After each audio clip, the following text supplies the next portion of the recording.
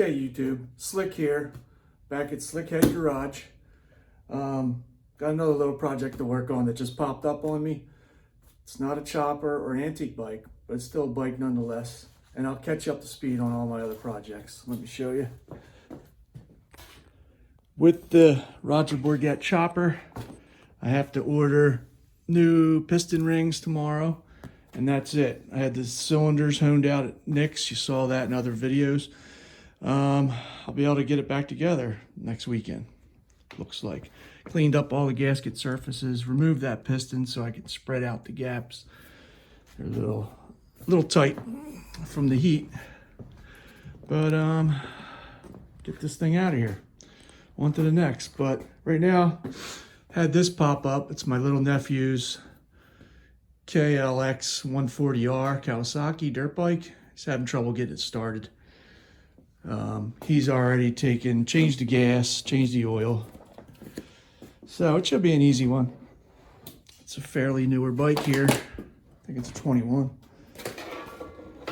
Right off the bat, the first thing I noticed is the carburetor.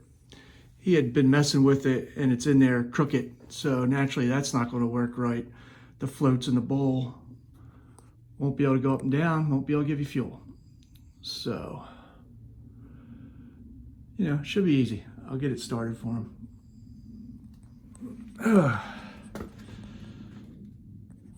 So, what's next? The Flathead. Let me take you over to the Flathead.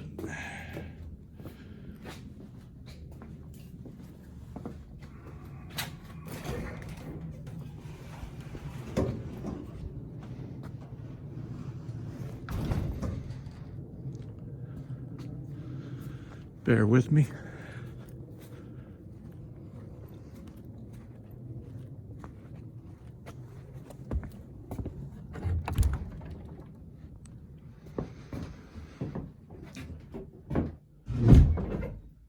Okay, so the Flathead,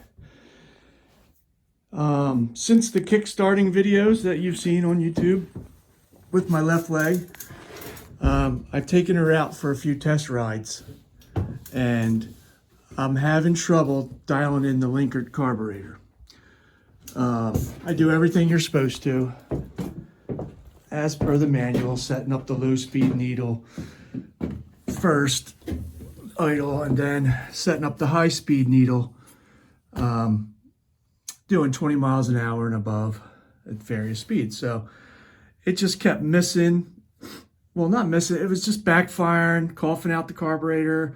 I'm adjusting the shit out of the high-speed needle, in, out. I couldn't find anything that would work for it. So, you know, I pulled the plugs and they were super lean as expected with all the backfiring. So I'm like, I gotta have an intake leak or something. So the other day when it was nice out, I kick-started her up while she was idling, warmed it up while she's idling, sprayed brake clean in here on the nuts, these plumber's nuts. All there is a brass seal in here. Sprayed brake clean on each one. Sprayed it here, nothing. Sprayed it here, change in the motor. It started, there was a definite change in the idle, dropped down, and then came back up. Did it again, change in the motor. So I definitely had a front cylinder intake leak. So the other day, I took the carburetor off, took the whole manifold out, and I cleaned up the brass seals, cleaned up these nuts, the faces, used Scotch-Brite, cleaned up everything real good, and then oiled the, well, I put grease. It says you could use grease or oil on the faces of the brass bushing and the face of the nuts. I put a little bit of high temp gasket maker on the face of these nipples. So when these got tight to there, it'll squeeze and make a little gasket to stop any leakage. So I have that, so I just got to test it now. Put it all back together the other night. But in the interim, I machined up a a blank off plate for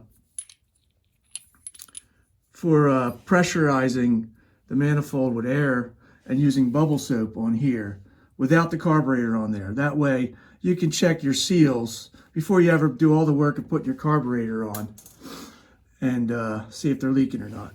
But I don't have the tap size for the airline fitting that I'm going to put in the middle here. It'll be like this. It'll essentially look like that. And then this will bolt to the other side of that manifold once the carburetor is removed. And you can hook up an airline with a pressure like regulator, like 2 to 5 pounds. But you remove the carburetor and then put this guy in there, bolt it right up.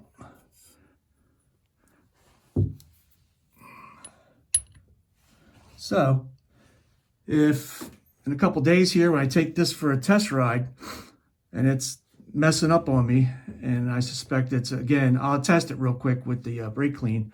If I have another intake leak, then I'm definitely going to get this finished and go the route of testing it before I put it all back together. So that's where I'm at with the Flathead. She's been giving me trouble, but I'm confident now if I stop the intake leak, I'll be able to dial her right in, tune that linker right in. She'll be purring like a kitten.